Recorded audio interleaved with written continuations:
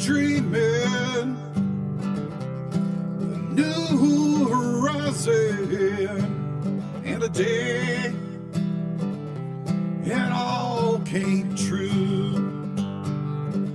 Keller Williams, you make dreams come true.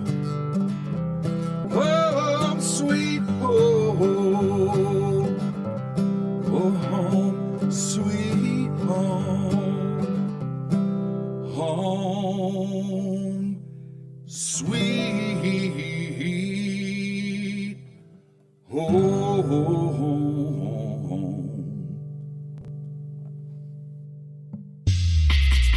Welcome to another episode of Home Sweet Home with Russ, McClellan and Friends.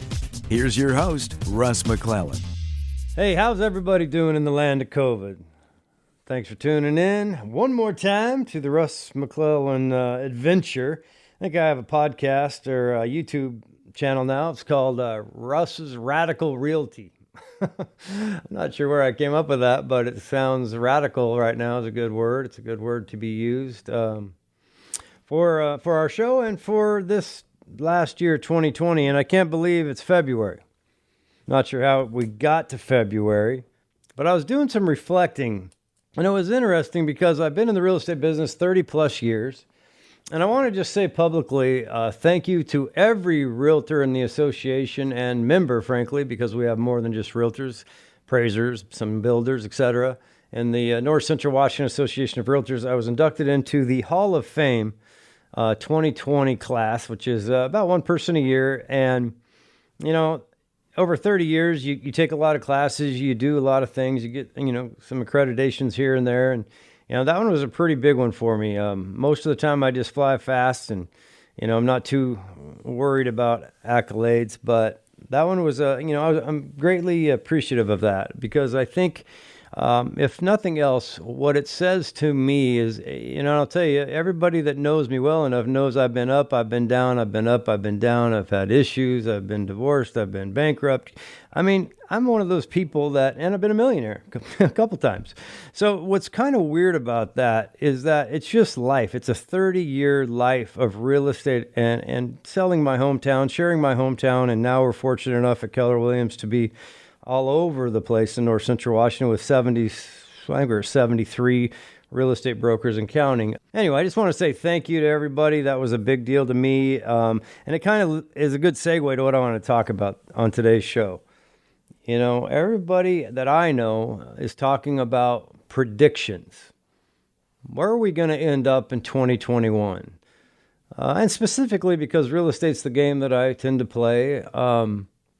I thought I'd talk about where we once were as a community and why, and maybe where we're at with some of the economic forces that are happening in our market, and maybe where are we going to go? And that's the big one, right? What's going to happen in 2021 and beyond? So many, it's kind of an overused word, but so many people are saying the word unprecedented right now. It's unprecedented that many people are saying that. So here's the thing. I just thought I'd take my hometown, and I think my hometown in Lake Chelan, I actually grew up in Manson. I graduated in 1987. My mom in 1956, my dad in 1952, and my grandmother came on a covered wagon from Missouri to Manson, Washington, when she was about 7 years old, and she lived to be 101. So I've been there a while. I joke around, and I've said it on this show before, I'm only fourth generation. I'm not quite a local. My kids have a shot at the title. They're fifth generation, and now they're 28 and 23. So here's the thing. I want to talk about the past and how it relates to real estate. Where were we when my dad was in high school and when he graduated high school in the 1950s, 1952 to be specific? There's a couple funny things about that. Like he helped build the football field at the school in 1952. Before that, they played football down at Wapato Point, which is down along the shores of Manson, right on Lake Chelan. So just some very funny things about that you wouldn't think is a big deal. But most of the people that were in that time frame in Manson's history in the Lake Chelan Valley, and quite frankly, everywhere in North Central Washington, primarily were farmers. And farmers are funny people in a way. I consider myself a farmer. in a way, I grew up on a 10-acre apple orchard. I've owned apple orchards and pear orchards. I farmed with my best friend, my father, who passed away in April. We worked together in the farming business since I was a little kid. In fact, he finally, I think when I was about 12 or 13, told me to get out of the orchard because I was too expensive and didn't quite thin apples correctly, didn't quite prune correctly. And he worked his butt off, 16, 18 hours a day, and that's just the way everybody did it. So it wasn't a big deal. My mom got up at 4 a.m. and then worked a full-time job at what once was called Sea First Bank for 25 years in Chelan.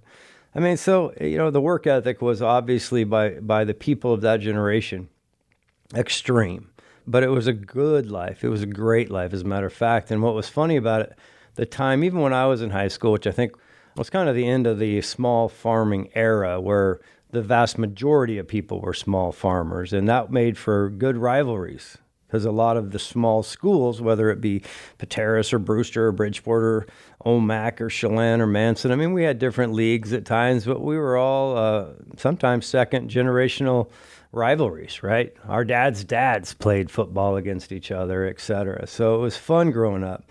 And the funny thing about our founding fathers, so to speak, of our town being farmers and self-employed people, it was the American dream kind of, right? You could own your own business and make money. Maybe you didn't get rich, but if you lived conservatively and you worked hard, you could make some money and provide a good life for your family. Well, that also, with farmers, came an independence, right? They were very proud, very independent. In fact, I kind of joke around when I talk sometimes when I think of the past, and I think, wow, in the apple business, we literally had sheds, warehouses that competed against each other across the street from one another. Like I'll take Trout and Blue Chelan for those that can remember. Two big warehouses in our area, and they were almost side by side, adjacent. And yet they were competing against each other. So some people were Trout people, some people were Blue Chelan people. And now it's kind of merged. And what's interesting about that time frame is a lot of people don't realize, but the supply and demand curve, or, economics 101, supply and demand, is what runs almost all pricing. I mean, there's other factors, of course, but it really boils down to the simple equation, supply and demand. And once upon a time, that was pretty equal in the farming business. Well, then one day, I think it was around 2008, if I remember right, or 1998. And don't quote me, I'm just a radio host, right? But somewhere in the late 90s, things started to change, and the consolidation on the buying side happened. So instead of having the equal number of warehouses to sell fruit and the equal number of buyers, or close, all of a sudden the buyers consolidated. And you have the Krogers of the world. You have the Walmarts of the world, and they kind of started running the show, and the farmers were independent. They kept competing against each other. So it kind of created an auction, and that really started to drive down price because they started demanding on the buying side more and more and more for less and less and less. And what are you going to do if the buyers, if you go from 300 buyers to 6, nationwide? And then there was NAFTA and other things. And I don't want to go too deep into that. I just want to say that there was a time where all of a sudden farmers had to sell, where prior to that time, most farmers sold their land to other farmers. And in fact, if you listed a farm, it was an apple orchard, it was probably not a very good one if you listed it with a real estate broker back then. The coffee shop was usually the best place to sell, or maybe call your warehouse and they'd ask somebody that asked somebody, or a banker or something. And then all of a sudden the market kind of got flooded with acreage. And, in some ways that was really a bad time. A lot of farmers went under. There was a lot of problems that came with that, but fortunately in a bad situation back then, the idea of vineyards came into play, and in large part thanks to the commissioners at the time. The Chelan County commissioners, they worked hard at what was called the Ag Tourism Ordinance, or on-farm, non-farm income, which basically meant, I could turn a wrench in my orchard, and even though it wasn't necessarily zoned for commercial, there was an opportunity now to do some things commercial, which ended up propagating itself, so to speak, into where now we have tasting rooms. Right, so we kind of went from this idea that if we're going to go broke, we got to give farmers a way to make some extra money. That led to restaurants led to basically these tasting rooms and more vineyards. So now we have, I don't know what it is, 40 or 50 wineries in the Lake Chelan Valley. So that was kind of just a brief history of like what happened when I was in school. And then from there, there were some pretty interesting things. Back then the technology was just coming into play, but for years there was no cell phones. I mean, I remember selling real estate when I started in '89. I had a beeper, and we'd all, buy a map at a gas station and then go find a telephone booth to call the seller to see where the heck I was, right? I mean, so therefore the idea that somebody would be able to live in our area and make a living was challenging, because other than farming, there's other things, but technology just was not part of the equation at all.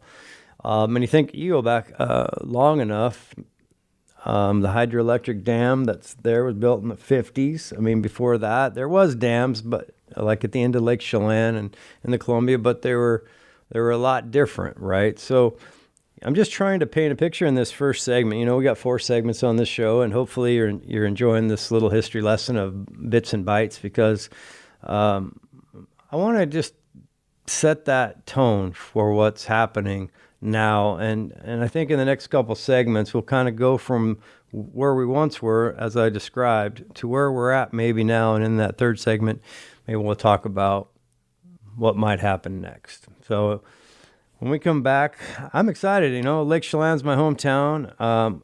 Unprecedented change. I'm excited to talk about it. I'm excited to share my thoughts. And like Yogi Berra said, remember this: predicting things is very, very difficult, especially about the future. Nobody knows for sure. I'll be right back with Home Sweet Home and Russ McClellan. Thanks for tuning in. Talk to you in just a few seconds. Keller Williams.